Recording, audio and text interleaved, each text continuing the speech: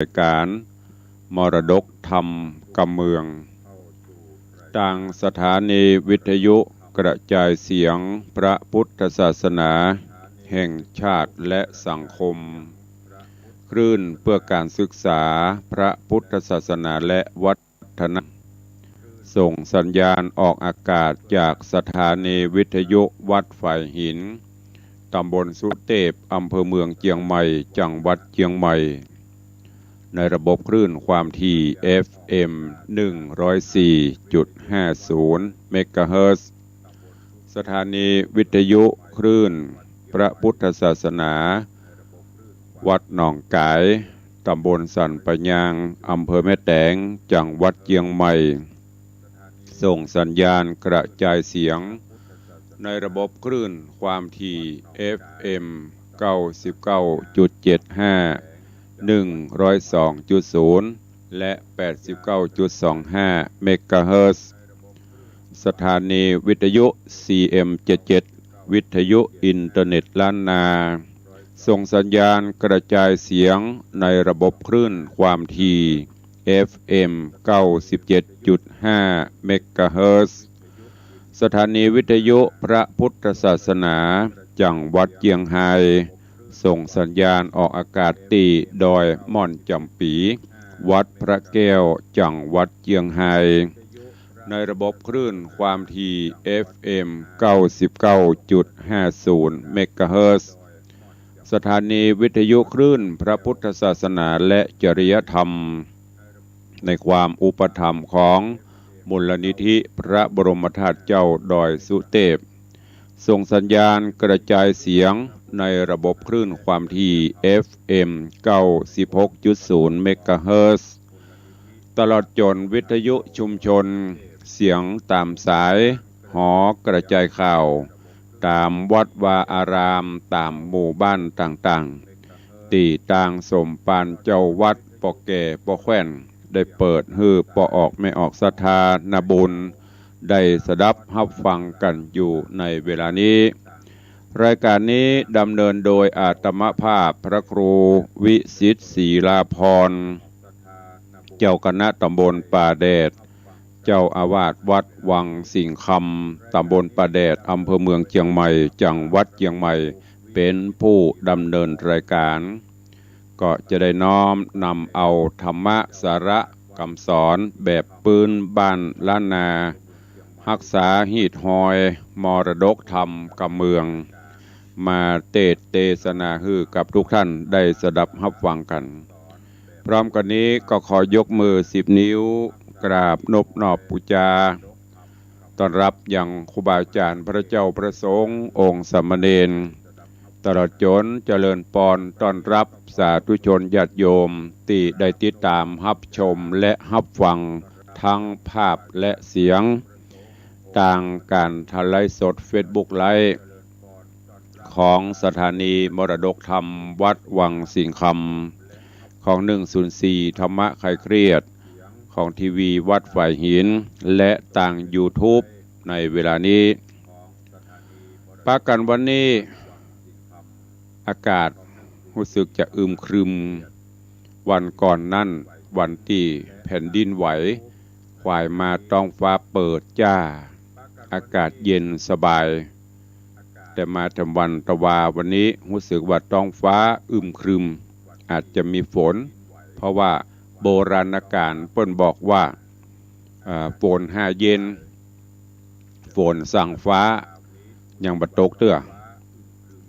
กูเตือนนี่ถ้าฝนหาเย็นลงแล้วมันจะเริ่มหนาวแต่ตอนนี้อากาศก็เริ่มแปรปรวนเนอะโดยเฉพาะก็รู้สึกว่าช่วงนี้ธรรมชาติจะแปรปรวนนักฟ้าสนั่นแผ่นดินสะเทือนฝนตกนักฝนตกน้ำท่วมอากาศบ่ค่อยเป็นปกติตามฤดูกาลบางวันก็มี3 ฤดูมีตึงร้อนตึงหนาวตึงฝนเพราะฉะนั้นก็ดูแลร่างกายสุขภาพกันด้วยเนอะวันนี้ตื่นมามีลมหายใจอยู่ก็สู้กันไปสร้างกุศลคุณงามไปเราจะไปเอาคืนก็บ่ได้อย่างตะวาเนี่ยมันพลาดมันเผลอมันทำอย่างไป เฮาเอาคืนมาได้แล้วแต่เฮาแก้ไขได้เพราะว่าอย่างวันนี้ตื่นมาจากที่นอนอย่างที่ได้เตือนได้บอกกันถึงวันทำกิจวัตรส่วนตัวแล้วเข้าห้องพระก็ดีบ่มีห้องพระก็นั่งที่นอนก็ได้ไหว้พระนบธรรมทำจิตใจให้เป็นปกติสมาธิเหี่ยวสัก5 นาทีกาหรือตามที่เวลาจะเอื้อจากนั้นก็ตรวจตราหวนคิดย้อนอดีตว่าตีผ่านมา24 ชั่วโมงมีอะไรอย่างผิดพลาดทำงานมันติดขัดที่ไหนและหาสาเหตุมันเป็นเพราะเหตุจะใดมันถึงติดขัดมันถึงผิดพลาดก็หาทางแก้ไขวันนี้นี่คือลักษณะของการปฏิบัติตนปฏิบัติตัวดังนั้นก็ฝากฝังไว้และที่สำคัญนั่นหลักธรรมะก็คือหลักข้อปฏิบัติสติสัมปชัญญะต้องกำกับตนกำกับตัวอยู่เสมออย่าไปฮือมันพลาดเพลอเพอจากตัวไปเนอะก็ฝากฝังไว้กับทุกท่านตัวเองวันนี้มาฟังกันต่อในเรื่องของพระธรรมเทศนาที่ได้นำมาเทศน์ให้ฟังในวันก่อนในเรื่องของบุญคุณพ่อแม่หรือเรื่องมาตาปิตุซึ่งเป็นธรรมเทศนาที่มีสาระคำสอนเกี่ยวกับการปกครองการครองบ้านครองเรือนความกตัญญูของลูกเต้าที่จะมีต่อพ่อต่อแม่ของลูกศิษย์ลูกหาที่จะมีต่อครูบาอาจารย์ของไพร่ฟ้าประชาราษฎร์ที่จะมีต่อแผ่นดินมีความกตัญญูและนำธรรมะไปใช้โดยแห่งอันหนึ่งก็คือการครองบ้านครองเรือนการจะอยู่ร่วมกันก็ต้องให้ความเคารพนับถือซึ่งกันและกันผัวเคารพนับถือเมียเมียเคารพนับถือผัวอย่างที่ได้บอกไปเมียบ่นับถือผัวเงินคำกองเต้าหัวก็เสี่ยงผัวบ่นับถือเมียเงินคำเต็มเมียเต็มช้างก็เสี่ยงเปิดว่าละเมียเปียจู้มันบดีจะได้คนที่ประสบไปคงจะหูขนาดคนเดียวก็เอาพอบ่ไหวต้องไปเอา2 3มาอันนั้นก็ดีฮืออันนี้ก็ดีส่งสุดท้ายมาก็ความเดือดร้อนถ้าเขาอยู่ตามศีลกินตันทำไปชีวิตเขาก็จะมีความสุขครอบครัวเขาก็จะมีความสุขเนอะฝากไว้กับทุกท่านตัวมาฟังกันต่อมาตาปิตุในตอนที่2ณโอกาสบัดนี้ นะโมตัสสะภะคะวะโตอะระหะโตลิสะตังหลายทั้งหญิงและใจมวลหมู่ตีได้ปะกันอยู่ทำทาดาฟังยังรัสธรรมเทศนามาตาปิตุร่ำดับมาถึงตอน2เนอเจ้าขอเชิญมวลหมู่ศรัทธาหนุ่มเท่าจุงฟังใจเราฟังไปนานี้แหละนาอันหนึ่งนาฮือได้ระวังกำฟูกเมื่ออยู่กันหลายคนอย่าจะไม้เล่าตันระวังปากฮือดีอย่าจงจีส้มเสียดหือเป็นเหตุผิดกันอันหนึ่งการกู้ยืมของต้านอย่านาดันนี่กลอยลบหลีกไปฝีกลี้เป็นนี่ต้านก็หือใจเสียอย่าวนเวียนหลีกนาหือด้านทาทวงทามเมื่อผ่านกันอยากเฮาออกปากวอนยืมอย่าได้ลืมเมื่อก่อนจูงใจผ่อนต้านเสียเนออย่าเสเพกะดังมักจะอ่างบุบตีกำบ่มีอย่าได้ใส่กำบ่ใหญ่อย่าได้แปลงเอาสอนตัวเฮาฮือมากอย่ากืดภาคตัวเขาติตัวเฮาดีกว่าอย่ามักด่าข้าฟัน จูงหันโตดตัวเก่าคิดแล้วเรามองหาพุทธวาจาแสบใหม่อย่างหือได้ยินฟังฮือละวังกำปากจากลำบากเสียใจเป็นโอทถภัยกำปากพิจารณามากอย่าลงจากกรรมมงคลสุภาพรักษาปากฮือดีกรรมอันมีกุลโตดมีประโยชน์ชันได้การหันภัยไปนาตั้งตัวขาและขาเฮาอย่าฮื้อเข้ามาไกลจูงได้หลีกไกลกามีมาตุราวาหาจาเลิศกรรมผาเสดดีงามและนาอันหนึ่งสัตว์นานามวลมากอันเฮาหากเลี้ยงดูจูงมุตโตเลี้ยงเลงพอฮือกึดต่อไปหลายมีงัวควายสัตว์ใหญ่เอาใจใส่ฮือดีอย่าได้บุบตีเขียนด่าอย่าแจ้งห้าตายหงงัวควายตนมีบุญมากไทยนาหากใจกันอย่าฮือผ่านกันอยากมันบ่จ้างปากเกียนจ่าใจไปมาผิดแผกคอกำแอกล้นแปงบ่ถูกใจแห่งตัวเฮาอภัยเขาโตดอย่าคิวโคดพระมารสัตตริชานจุภูมันบ่หูกรรมโคนแม่แอนตัวโตของเฮามนุษยชาติยังปางปาดลงไหลกระทำกันไปหลายเยื่องจะเกิดเรื่องเคืองกาปากจากกรรมเอิ้นด่ากรรมปากว่าเจ็บใจจักว่าสันใดแต่เล่าพอตัวเก่าฮือดีลางเตื้อมีกรรมกล่าวจะออกข่าวลืมต้นใจเวบนบ่มันหลงลืมอันกำจาอย่าใจกระสมเสียใจยามเหยียดเทียงการมีอันใดปันบิดแบ่งตกแต่งใดนำมาคนโลกาตำไตยอมอาสะไรกันเปิ้งปิงปันจูผู้แปลงที่อยู่เฮือนเศร้าเพื่อเฮาเขาช่วยสร้างบ่อแตกมั่งสามัคคีใจยินดีจุมหมู่สำเร็จกู้ยิงใจด้วยใจไม้โจมจืนโดยหอมหื่นต่างดีสามัคคีเจ้าบ้านอย่าแตกมั่งผิดกันเจียนจะนันจะม่วนอย่าสันด่วนโกธาแม่นไผ่มาส่วนสองฮือกึดต่อไปไก่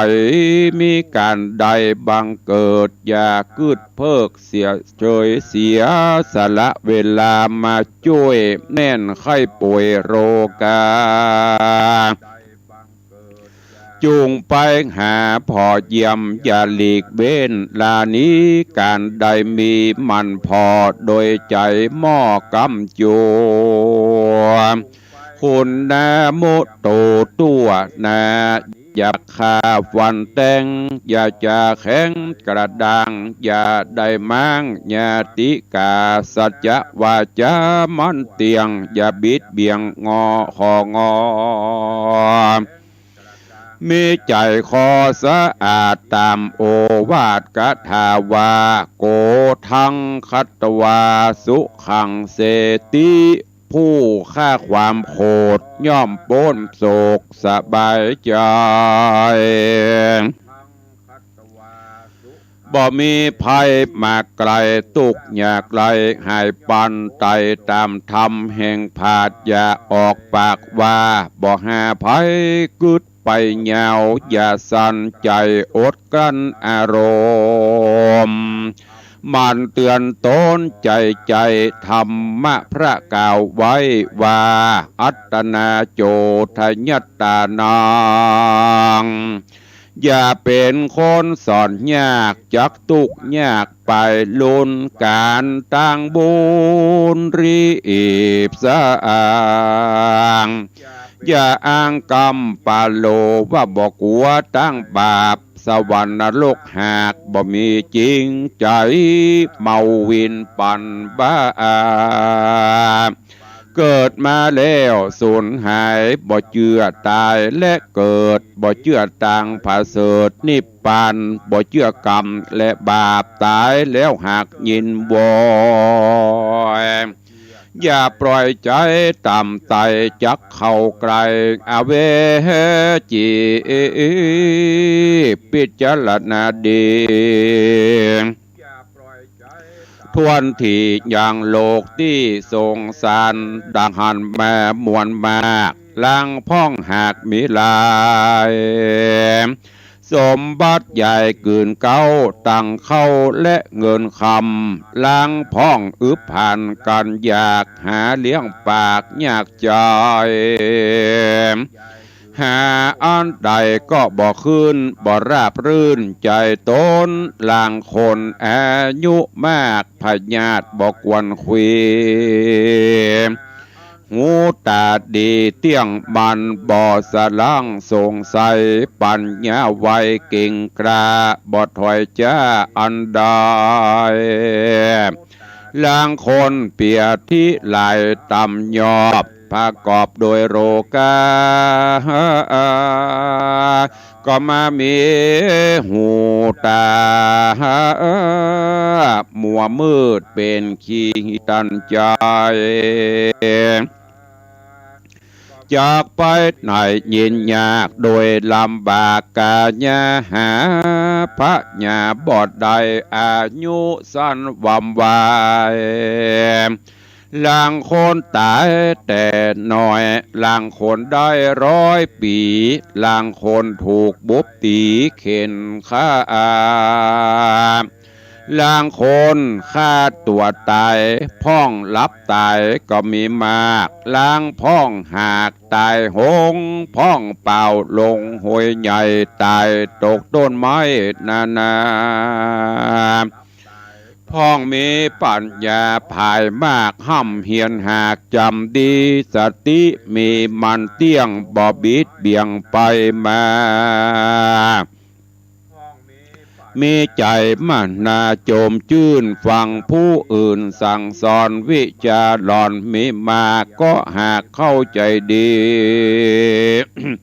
พญามีแก่กล้าก่อยอยู่ทาเตรียมตนพ้องพญาตันอึบมากฟังกำผาดบอกเข้าใจห้ามเหียนไปลืมเก่าเหียนลืมเล่าลืมเสียใจเววนเดือดไม่เป็นคนไร้พญา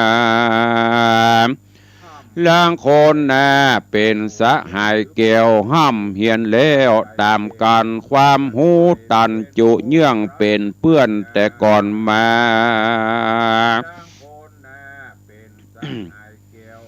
ได้ยศถาเป็นใหญ่เป็นนายไพรประจาแถมคนมาเป็นเปื้อนได้ยศเลื่อนต่ำกันการงานยุ่งยากมันหากบ่เหมือนกันแหละนะดูราสาปุริสาตั้งลาจักจะเตรียมไปหลายข้อฮือเลวพอตาอังธรรมก็เปื้อกรรมปังก่อนได้ติดสอนตัวมาเป็นคนปัลลาบาปใบอย่าเข้าใกล้นี่ไกลจากน้ำใจพิษแผกหันแผกจากกองธรรมบ่ถือกรรมและบาปตายแล้วหากยินบ่อย บอกคืนก้อยโลกเก่าหันพิษเล่ากองธรรมมิจฉาทิฏฐินำลงใหญ่บอกคืดไฟต่างเดงหันต่างพิษเป็นจอบกวนประกอบติเตียนบอกกวนเฮียนเอาเป็นเปื้อนจักเข้าเถื่อนลงตางพิจารณาตันทวนทีว่าอัตตาที่เป็นคนได้นำตนมาเกิดแดนพาเสดโลกาบ่เป็นสัตตาหลายสัมก็เพื่อปั้มเป่งบุญกุศลนุนปังก่อนนะบุญสอนตัวมาบ่เป็นหมูหมาเป็ดไก่สัตว์น้อยใหญ่งัวควายเอาเป็ดกลายกับเกิดเป็นผู้พาเสดเป็นคนหูตาโตนล้วนทวนขาบดดวนสมดีย้อนบารมีปังก่อนบ่หือบ่พรหือหายสูญจุ้งกะตำบุญไปใจอย่าเชื่อคนให้อาธรรมอันหนึ่งฮืออันหนึ่งหันเปิ้นมีอย่ากึดโลภใครใดด้านตุกไรอย่าได้ดูแควนจักตอบแทนไปนะต่างต่ำจ้าสงสารฮือพระหานความฮือประหานความถอยฮือโปรดปล่อยไปเสียอย่าเววนโลภมากผกลักลากของเปิ้นเขาปักลักเอาเขตบานโคดค้ายดันลักเดิมตกแต่งเสริมเอาใหม่โลภมาใส่ของตัวเมามัวหันแต่ได้เป็นบาปรายติดตามเป็นกรรมงามติดต่อภาวะก่อจัดใดจักจิบหายวายวอดบอกกึดหอดต่างใด ลำบากใจตกเมื่อก็เปือกระตำเว้นจงติเตียนตัวเก่ามันก่อยเล่าตนตัวเฮือได้กลัวตั้งบาปอยู่อุปถากพ่อแม่ตนอย่าฮืออับจนลำบากก็จักหักได้ดีเป็นสลีไปนาบุญอยู่ทาเตรียมตันเถิงนิพพานบอกกราดอย่าประมาทลาสาความภาทนาได้สร้างบ่อโลบล้างเนรกุลเป็นกองบุญอันใหญ่ได้ติดไต่โดยมาอย่าลาสาประมาทสัจจะขาดกับตนจุงกลัวยังบาปเหอสุภาพกองธรรมหลีกเว้นกรรมบาปใบอย่าได้จองเว้นมันกระทำเปลี่ยนไปใจพ่อแม่ไทยสองขา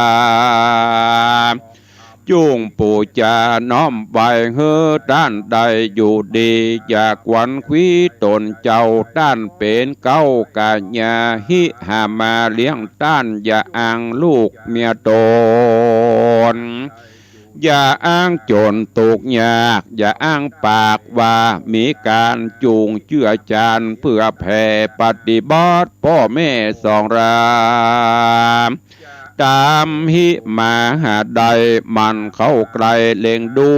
มันเข้าจูสู่บ้านหือมันตันทำหาแล้วโอกาญาเมื่อการแม่พ่อแม่มรณาจิตขาดฮือทำบุญใส่บาตรอุทิศวันไปรอดยังส่องเจ้ายอดส่องขาเกิดปิตามารดาเป็นเจ้าเฮือต้านเข้าสู่ต่างดีพ้นจากผีและเพศพ้นห้องเขตอบาย ได้กราบกลายเข้าสู่จันฟ้ากู้ปลายบนแม่แอนเอาโตน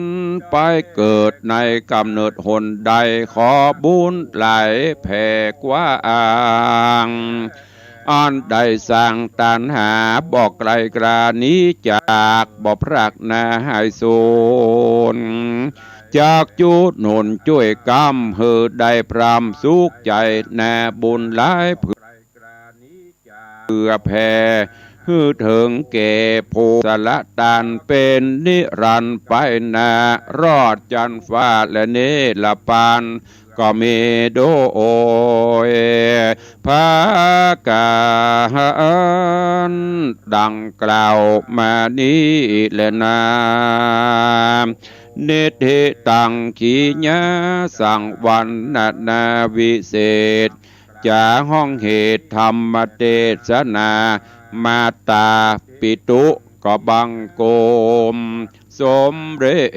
จสเด็จมาตาปิตุก็บังโกมสมเด็จสเด็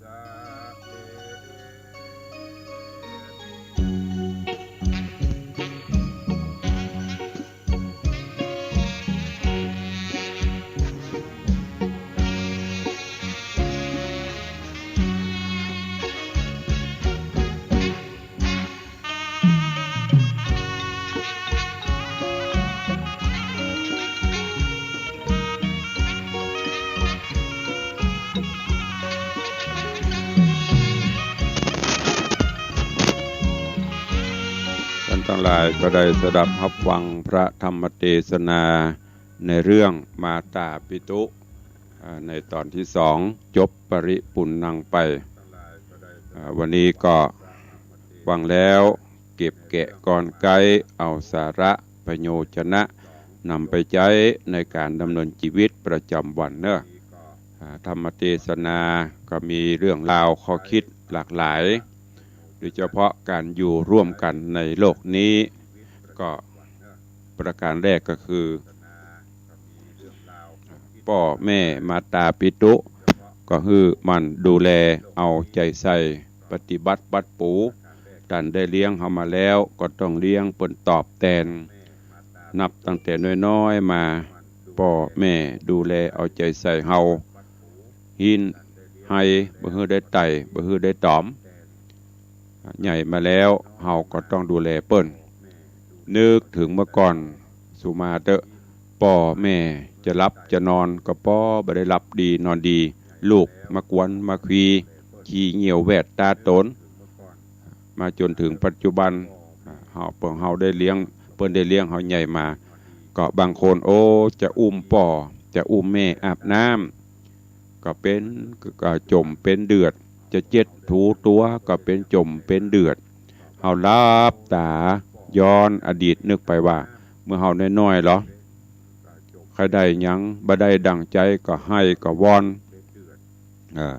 จะกินนั่นจะกินนี่บ่มีให้กินก็เดือดร้อนจนเฮามีหลักฐานดีแล้วก็ต้องยึกนึกถึง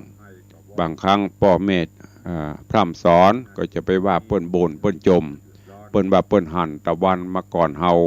เกิดมาก่อนเฮาผ่านร้อนผ่านหนาวมาก่อนเฮาสิ่งดีๆทั้งนั้นที่พ่อที่แม่ได้เอามาพร่ำสอนเพราะบ่มีพ่อแม่คนไหนที่อยากจะหันลูกเป็นโจรเป็นคนร้ายบ่มีไผที่อยากจะหันลูกตกอับตกจนพ่อแม่กู้คนหวังจะให้ลูกได้ดิบได้ดีมีวิชาความรู้เหมือนกันทั้งนั้นดังนั้นก็ไผที่มีพ่อมีแม่อยู่เนอะดูแลเอาใจใส่ตลอดจนในครอบครัวก็เหมือนกันผัวเมียอยู่ด้วยกันก็ต้องฮักกันแปลงกันซื่อสัตย์ต่อกันไว้เนื้อเชื่อใจซึ่งกันและกันเมื่อเฮาตกลงโปร่งใจกันมาแล้วเจหวังเอามาอยู่ด้วยกันด้วยกามตัณหาราคะอย่างเดียวต้องมั่นปฏิบัติผัวปฏิบัติเมียเมียปฏิบัติผัวอยู่ด้วยกันไปดังนั้นก็วันนี้ได้นำมาธรรมเทศนามาเทศน์ให้ฟังก็หวังว่าคงจะเป็นประโยชน์นะกับสาธุชนญาติโยมทั้งหลายเนอะ บันนักก็น้อย วันนี้ขอบคุณทุกท่านที่ได้ติดตามรับชมรับฟังทั้งภาพและเสียงทาง Facebook ไลฟ์ก็ดีตลอดจนที่ได้ฟังทางบ้านทางจองทางสถานีวิทยุก็ดีเนอะขอบคุณอนุโมทนาบุญกับทุกท่านที่สำคัญก็ต่างผู้อำนวยการสถานีวิทยุเพราะว่าจะเป็นโดยเฉพาะแล้วทางท่านอาจารย์พระครูสมุวิสุวัตรวรกิจโจได้ควบคุมดูแลการกระจายเสียงทั้งภาพและเสียงทุกวันขอบคุณทางผอ.104ขอบคุณทาง96ขอบคุณทางวัดหนองกายวัดหนองกายนี่ก็กู้บุญกันมาตั้งแต่เปิดสถานีใหม่ๆควบคู่ถึงวัดไฟหินก็ลิงก์สัญญาณกันมาถวายเวลาให้โดยตลอดจนทางสถานีของเชียงไฮ้วัดพระแก้วสถานีพุทธศาสนาจากวัดเชียงไฮ้ก็ได้นำเทปรายการเนอะพี่น้องทางเชียงไฮ้ได้สามารถจะเป็นเทปรายการไปออกก็ดีได้ฟังกันอยู่ตลอดจนตั้งคลื่น96ตัวขอบคุณทุกท่านก่อนที่จะได้อู้จ๋าก็ขอไปถวายการต้อนรับแล้วก็น้อมต้อนรับญาติโยมศรัทธาญบุญที่ได้เข้ามาติดตามทางหน้าจอ Facebook ไลฟ์สดกันก่อนเนาะเจริญปอนต้อนรับโยมปินันล่าปินันจรัญปิยะจันทร์อาสลมปิยะจันทร์ดอยซิวเนอะ ขอบคุณทุกวันปินันก็จะติดตามรับชมรับฟังทั้งภาพและเสียงตัวเองเจริญปอนคุณโยมสลินทิพย์บุญเลิศเข้ามาติดตามรับชมรับฟังเจริญปอนโยมแม่ดาวันคำวังติดตามรับฟังอยู่ตลอดเจริญปอนเนอะเจริญปอนคุณโยมปัทมาแจมโรกราบไหว้สาเจ้าสาธุเจริญปอนโยมสุปรณีโยมสุปรณีรูมาม่วงเขียวสันกระแปงรองวัวแดงนะกราบถวายการต้อนรับหลวงพ่อธรรมพระครูสถิตเจติยารักษ์เจ้าคณะตำบลแม่แฝกใหม่เจ้าวาดวัดเจดีย์แม่ครัวเนอะเจริญปอนคุณโยม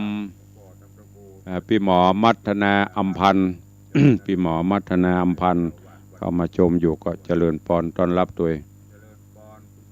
แล้วก็ เจริญปอนโยมพ่อเลี้ยงธนวัฒน์โยมแม่เลี้ยงทัดพิชาสุสิงห์คำ พ่อเลี้ยง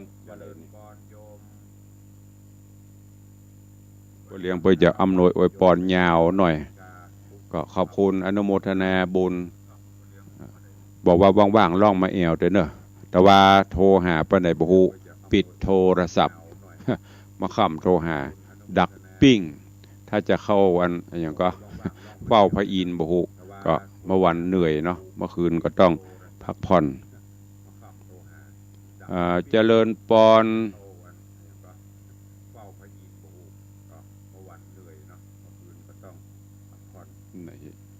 ไผ่แฮมนี่เจริญปอนคุณโยมศรีนวลแม่ศรีนวลชัยทองคำเจริญปอนคุณโยมพิมพ์เนอะโยมพิมพ์โยมพลอยโยมแม่แสงปนพุทธให้อยู่เชียงรายอยู่กะก็ว่ามาเชียงใหม่บุห้ามลืมนะวันที่6 พฤศจิกายน จะไปลืมเนอะถือมาก็ว่างก็มาก่อนเจริญปอนโยมแม่จันดีวิสุทธินันท์เจริญปอนยายเพลินเพื่อนเกษตรเจริญปอนโยมตู่ เจริญปอนโยมตู่โยมสุรัตน์เสาคำหันเปิ้นเอวไปดีคอยเปิ้นเดี๋ยวกับไปหั่นเดี๋ยวกับไปนี่เฮาป้อมได้ไปด้วยเจริญปอนเนอะโยมตู่แล้วก็มี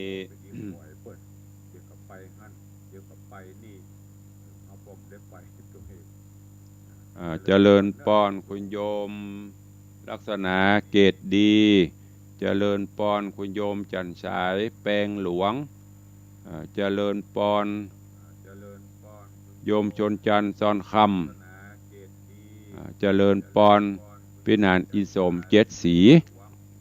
พิธีกรมัคคณายกชื่อดังของล้านนาเฮาแห่งท่านหนึ่งเด้อขอบคุณพี่นานได้ติดตามตัว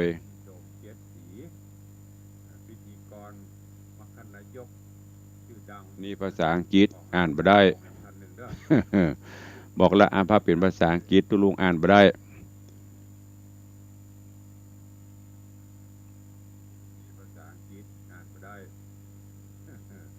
บอกละอ่านภาพเป็นภาษาอังกฤษตุลุงอ่านบ่ได้ประวัติศาสตร์ตุเจ้าตุลุง FC แน่ใหม่แม่เหียเนอ แม่เหียตุลุงอ่านภาษาอังกฤษบอกนะกลัวมันผิดอย่างกับมันเป็นถ้าอันกำเมืองนี่ยังแขวนอ่านได้อยู่ฮะวันนี้สาธุเจ้าครูบาท่านอาจารย์พระครูวินัยธรเมธาสิทธิ์สาธุตุลุงในวังสาธุมากันเนอกับใบสาได้อยู่ดูแลสุขภาพของเนออันเปิดกับประตูญาการนักท่านอาจารย์พระครูวินัยธรเมธาสิทธิ์สาธุตุลุงในวังสาธุมากันเนอกับใบสาดูแลสุขภาพของเนออันเปิดกับประตูญาการนักเหมือนกันนะเฮาก็เตือนเปิ้นก็เตือนเฮาต่างก็เป็นกำลังใจซึ่งกันและกันเนอทุกปีเนอแล้วก็มี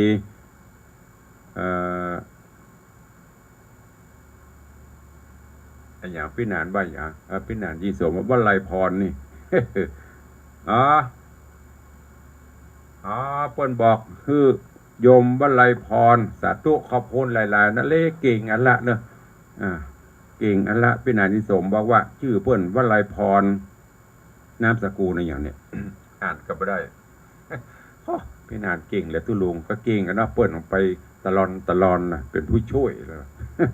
ขอบคุณเนอะพี่นานเนอะพ่ออาจารย์อิสมเจ็ดสีเปิ้นบอกชื่อว่าไลพรหน้าใหม่ FC หน้าใหม่ยินดีต้อนรับเนอะ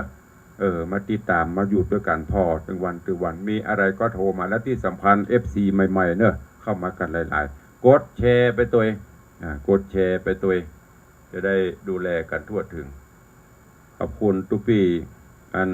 วินัยธรเมธาสิทธิ์ตัวเนอะวันนี้เข้ามาส่องพอเป็นกำลังใจอันนี้เป็นครับ FC ที่ฟังรายการพื้นเมืองเฮาอนุรักษ์รักษามรดกธรรมคำเมืองต่างหน้าจอสำหรับญาติโยมที่แวบเข้ามาดูอาจจะฟังคำเมืองบ่ฮู้เรื่อง เอาถึงเมืองถึงไทยอาจจะฟังภาษาล้านนาภาษาคำเมืองไม่ค่อยรู้เรื่องก็ค่อยๆฟังไปเดี๋ยวมันก็จะรู้เองอันนี้เป็นภาษาท้องถิ่นเป็นภาษาคำเมืองล้านนาล้วนๆที่อาตมาภาพได้นำมา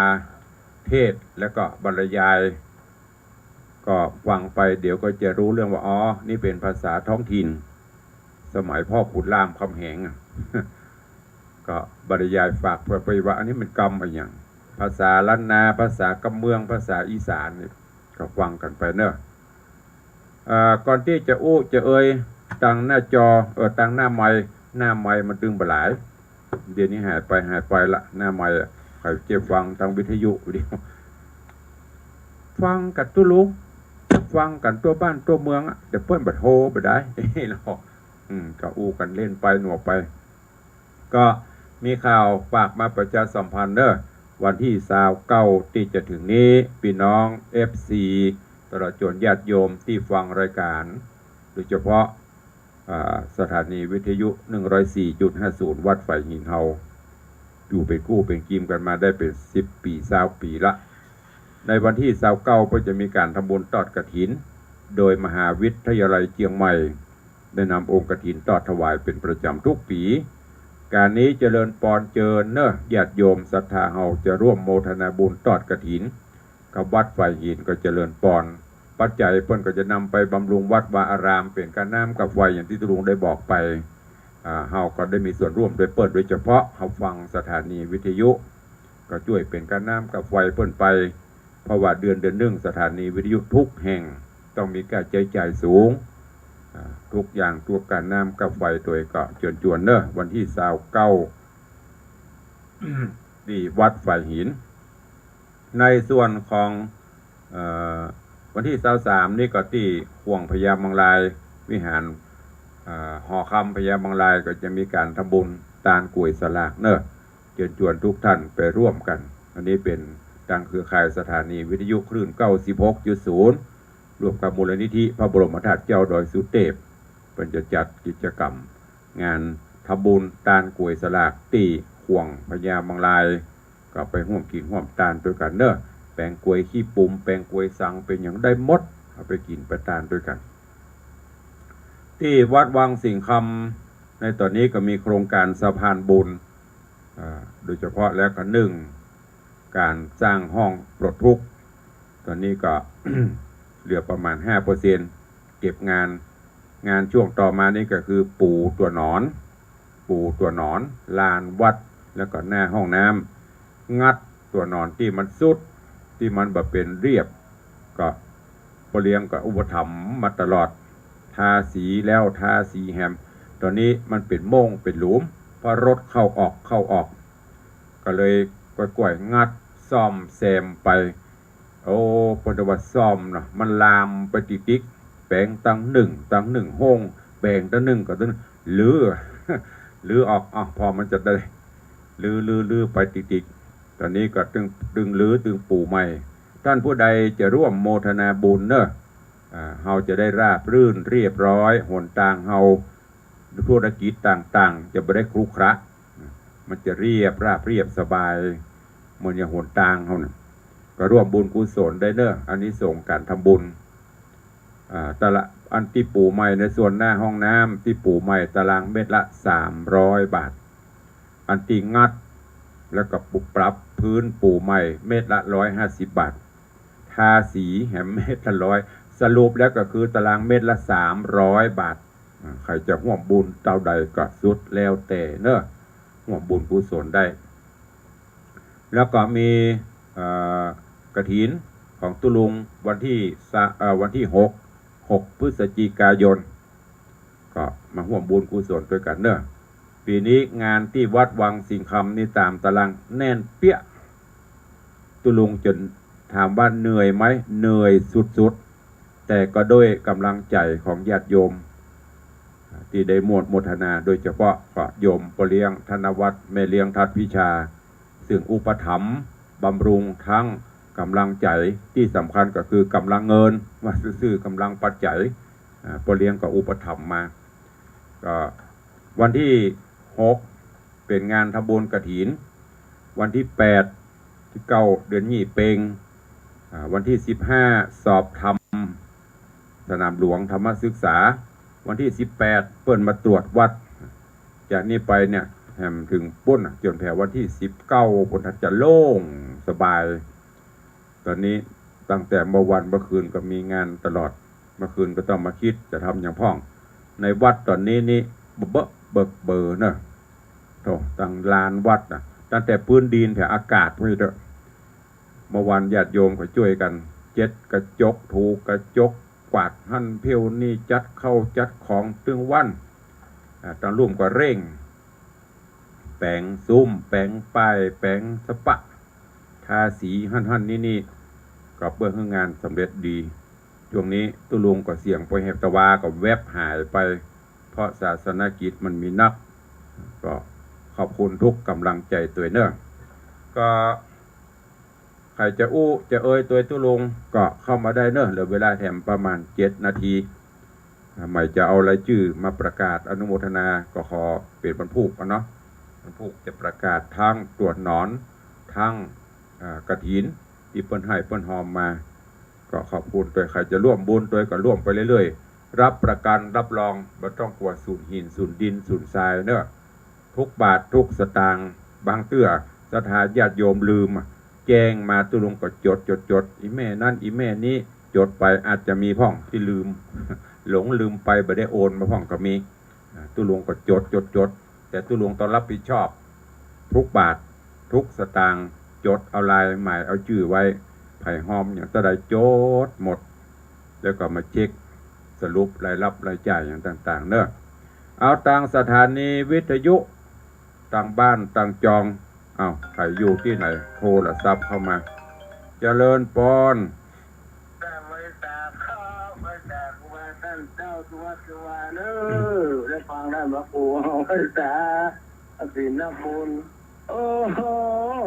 ไอ้ยาตั้งแต่กินดินอยู่แบบท้องฟ้านั่นนะถ้ามันบุญลงได้อย่าบุญลงลงแม่มาบอกงอกมันก็มาวัฒนาแต่วัฒนาว่าตันก็ได้มาปูเอาตันบัตันก็จะเป็นต้องตัน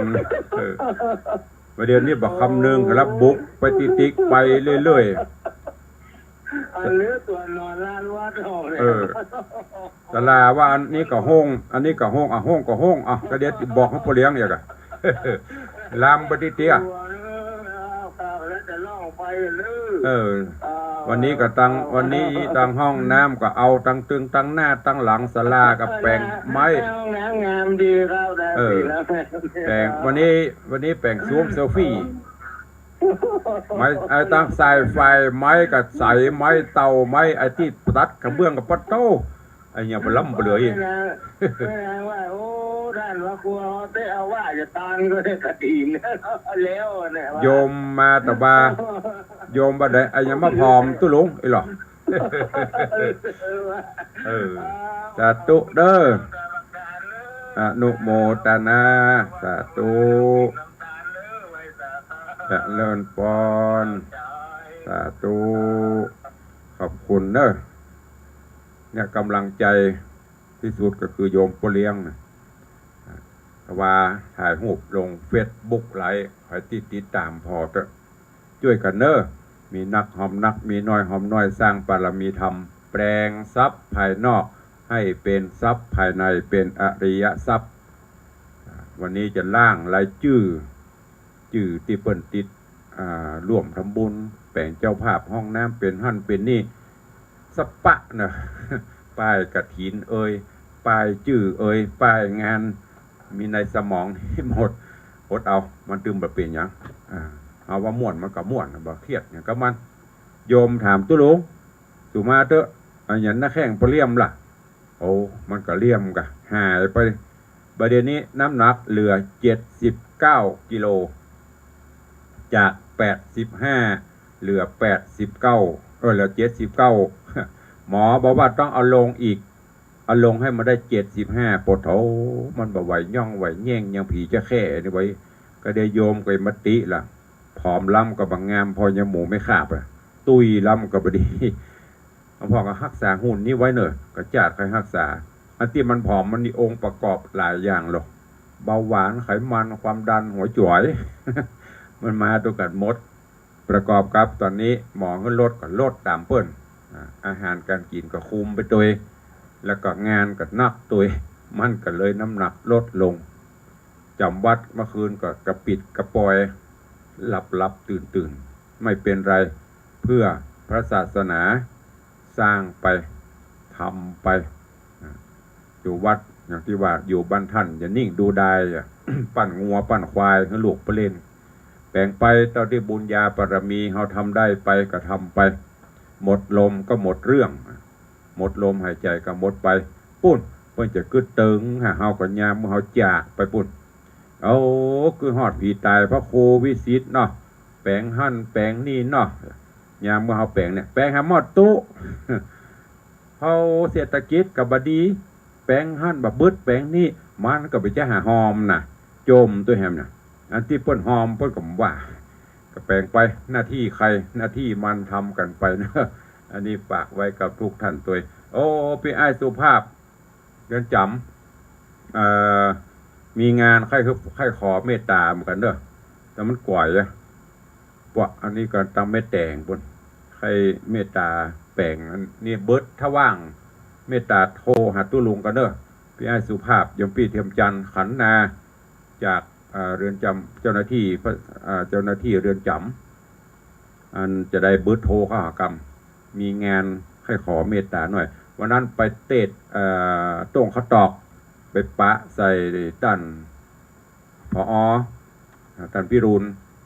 ก็ถามหากันอยู่วันนั้นเมินรับเดี๋ยวไปเป็นนายกตำบลอย่างก็บ้านโต้งข้าวตอกตำบลหนองแยงท่านนายกพิรุณได้จ่ากันอยู่เหลือเวลาแถม1 นาทีเนอะทางบ้านมีไหมมีพ่อเลี้ยงคนเดียวแต่เนาะห หายเสียบหมดตึงมีใครโทร มีก็ขอแฮมสัก2 สายแล้วให้มันกุ้มพระพุทธพระธรรมพระสงฆ์พระรัตนตรัยเวลาเหลือ1 นาทีทางบ้านมีสายแรกปเลี้ยงธนวัฒน์มหารัตนอุบาสกได้โทรศัพท์มาเป็นกำลังใจถึงวันสายที่ 2มีก็ขอเมตตาสายที่ 2สาธุที่โทรมานะเจริญพรจันคำแสงบุญวันนี้เป็นจะได้โทรศัพท์อย่างเพี้ยนมันอย่างมีชื่อมีกระเบอร์โทรขึ้นมาชื่อไม่มีเลยก๋วยเตี๋ยวมันจะขึ้นชื่อเดี๋ยวต้องดูของกรรมมันเพี้ยนฟังอยู่ในเจ้าเนาะจันคำได้ยินก่อนได้ยินก่อนฟังอยู่เนาะโมทนาเตี้ยจันคำตึงมีแล้วเพิ่นโทรมาฟังอยู่ในเจ้าเหรอแม่มอนจันคำแสงบุญตุลุงจะเสียวก็เล่นจะเดี๋ยวว่าพ่อตุนี่หมูที่ต่ำที่สูงเนี่ยเสียวแม่มอนเล่นเยอะให้หัวแห่88ล่ะขอบคุณอนุโมทนาบุญเนอะสายที่ 3เราจะได้เลิกดาสาธุที่โทรมาเนอะเจริญพร